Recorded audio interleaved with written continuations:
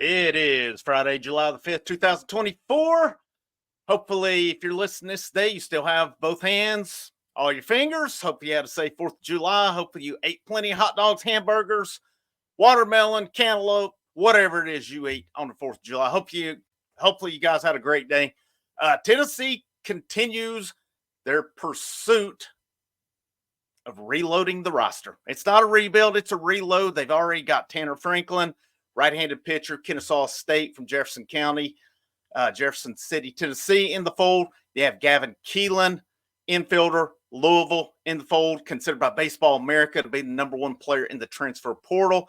And now Tennessee over the next, I would say within the next week, let's I guess give or take on the next week, they're set to host multiple transfers in addition to what they already have. And of course, they're, from what I'm reading, VolQuest.com saying Tennessee's #1 guy that it seems that they're after, especially pitching wise, is Miles Patton, Long Beach State. I did talk about him last week. I'll link that video at the end if you want to click on that to look at. He's a left-handed pitcher, had good numbers, good ERA, good strikeout numbers. And it's a guy that VolQuest says Tony Vitello is taking a big role in that recruitment. They're wanting him. But Ben McKee, 24/7 Sports, posted an article on who's visiting this coming weekend. I've talked about these guys that I've run across and numerous outlets. I've said it before. All my research, all my comparisons, all those things, they are original. As far as the news, as far as the portal stuff, it is. I try to give credit to that. I don't have the inside information. I'd like to get there one day, but it is a work in progress at this point. But Ben McKee has an article up. So visitors this weekend coming in. Like I said, this could be anywhere over the next 4 to 5 days, more or less. So they do have a duo coming in from Ole Miss. I talked about them yesterday. Andrew Fisher played third base for Ole Miss this past season, 289, 11 home runs. Well, that was at Duke. This past season at Ole Miss, he had 20 home runs.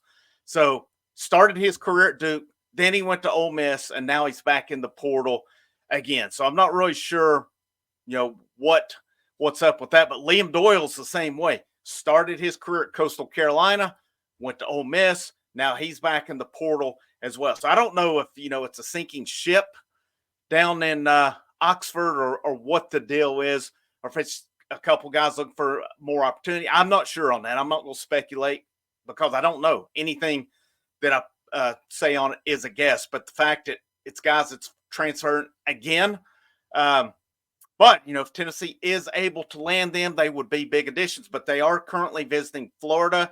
According to Kendall Rogers, D1 Baseball, he says Florida's in thick in this one.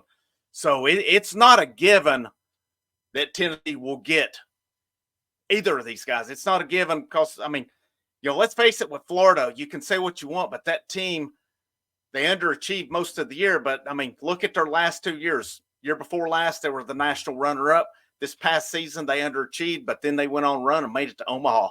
So, and they did get a win in Omaha. Yeah, they didn't win the national championship or anything, but still yet, it's, based on what Florida's doing, they lose some players, but there's room for them to add as well. And then they've already beaten Tennessee once on Blake Sear.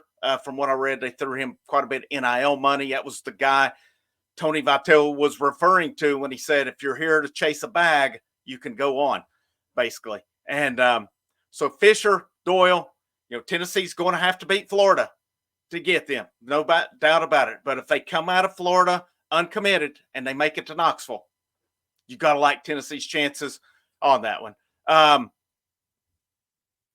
From what I'm seeing on perfectgame.com, it's the #3 JUCO player in the country, Brandon Arvidsson. Started his career at Texas A&M, transferred to, let me find the JUCO again here. I got to get back. It's San Jacinto, I think is how it is you pronounce it. So this year he had over 100 strikeouts in, I think it was 60. Let's see. I had his numbers pulled up here. Where'd I lose it? 61 innings, 108 strikeouts, 3.84 ERA at San Jacinto this year. That's pretty good numbers. So that's a guy, obviously, would fit into Tennessee's role. Now, Tennessee did, according to Perfect Game, have the number one JUCO guy committed, Drew Pesca, but he was drafted last year by Cincinnati, and he went ahead and signed. I'm not sure how that works, if they retain the rights, but he chose to go ahead and sign, actually. So he will not be coming to Tennessee, but pitched at Texas A&M. According to Perfect Game, he was committed to Texas. So I'm guessing with all the coaching change and stuff that he has obviously pulled out. And of course, with Texas A&M's coach going to Texas, he looks like he is back available. So I think anytime a guy makes it to campus, if Tennessee's pushing hard, they're going to have a good opportunity with them, because it's a case of Tennessee is selective in their process. So you've got those guys coming in. You've got Fisher. You've got Doyle. You've got Arvidsson. Of course, like I said, you've got Franklin. You got Keelan.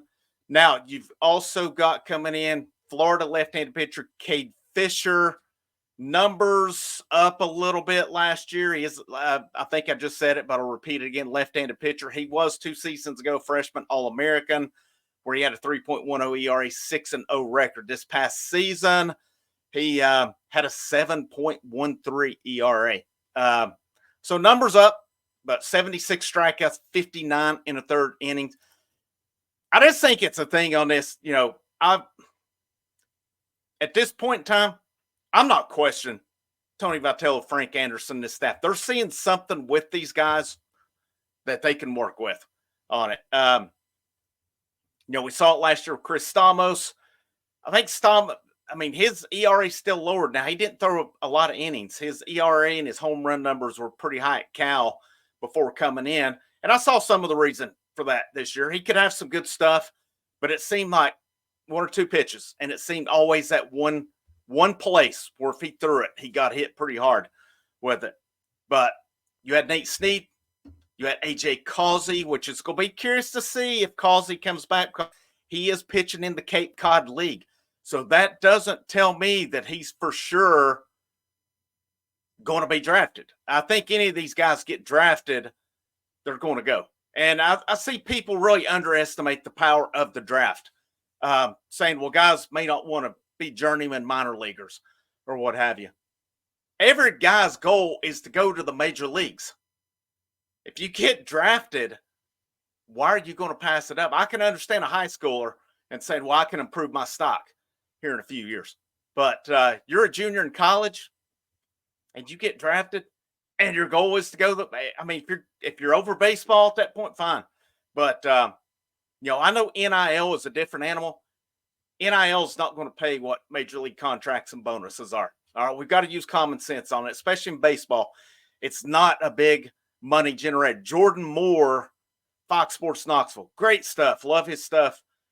He posted what it was the amount of income that the programs made, and I know it was like Vol football was over 30 million in what they made.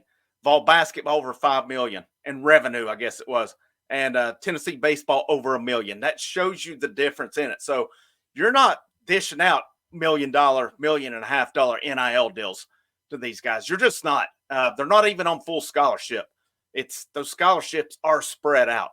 So, the guys are probably getting some decent money. It's not going to replace what you can get with an MLB bonus, especially if you have eligibility left. People need to realize that. It's and again, what's your goal? Especially you've just won a national championship. Now you get your goal to go to the major leagues if you get drafted. Nah, I'm gonna turn it down. I can get a NIL deal from those used cars down here. They'll hook me up with a used car and a deal. Come on, man. Let's be honest about it. Here, every guy playing's goal is to go to the major leagues. All right. There's my typical tangent that I get in on here. But Fisher, he was a sophomore coming in this year. Another lefty. Tennessee, of course, they, from what I can see, I talked about Miles Patton, Long Beach State, Liam Doyle, Ole Miss, Cade Fisher. So Tennessee is focused on adding left-handed pitchers. They're going to have Dylan Lloyd. They're going to have Andrew Banky. You're going to have I don't have the roster. You lose Cannell, you lose Xander Sechrist. So they definitely need more left-handed pitchers. There'll be guys coming in, but a lot of your top guys coming in from the high school are right-handed pitchers. So adding a couple of those to it will be big for Tennessee. Arvidsson, he's a left-handed pitcher as well. That's the JUCO from San Jacinto. And then, some of you, we've talked a little bit in the comments about first baseman as well. Tennessee does have a first baseman from Niagara. Eric, I think I heard Tom Hart when I tried to pull it up, get Ratachik. Ratachik. I hope I said it right. But comes from Niagara, had one of the best seasons in Niagara history. Started his career at the University of San Diego, went to JUCO, went to Niagara. So now he is an older guy, 23 years old. I think I saw on that. Niagara did make the NCAA tournament this year. They won the MAAC conference to get in. Of course, they did not make it out of the regionals, but he is about 6'3". He's listed as a first baseman outfielder, right-handed hitting, right-handed throwing as well. So, like I said, I think any of these guys, and especially with Tennessee being selected, if they make it to campus, if Tennessee pushes, I think they're going to have a good opportunity to get these. And we'll see how it is. I don't think it'll be a case where Tennessee takes double-digit transfers based on everything I'm looking at. Their high school class is excellent coming in. They're very high on this class. It's ranked number 1 according to perfectgame.com. There's naturally going to be guys take that next step next year. I'm going to do some video. I'm going to do an updated on the pitching. I did one a couple days ago. I'm going to do another one, an updated one. Hopefully get that a little more out there as well. But I'll keep you updated on anything else that we get portal-wise. And, like I always say, this is your place for Tennessee baseball right here. I'm not the insider, not an inside guy. I will try to cite my sources on that. But as far as just everything else on it outside of like actual news, it is original content. So, and I do try to get it from multiple locations as well. So I promise you, I'm not on here a guy trying to rip off. I'm a guy trying to do something with college baseball for sure. But yeah, enough of that. So Frank Rock, House of Orange Sports Channel.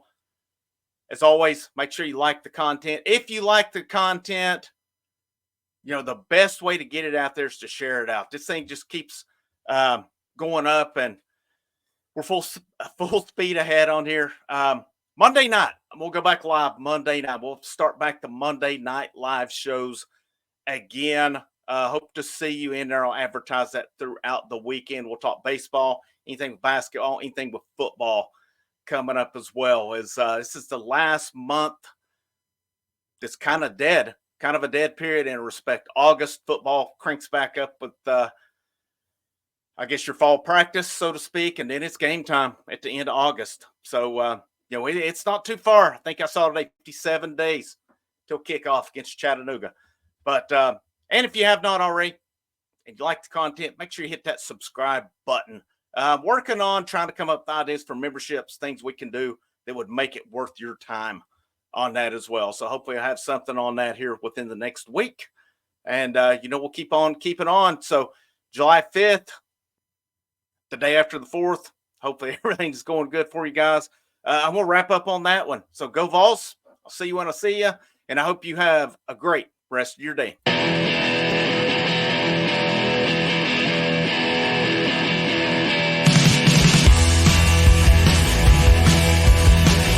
Everyone rejects me.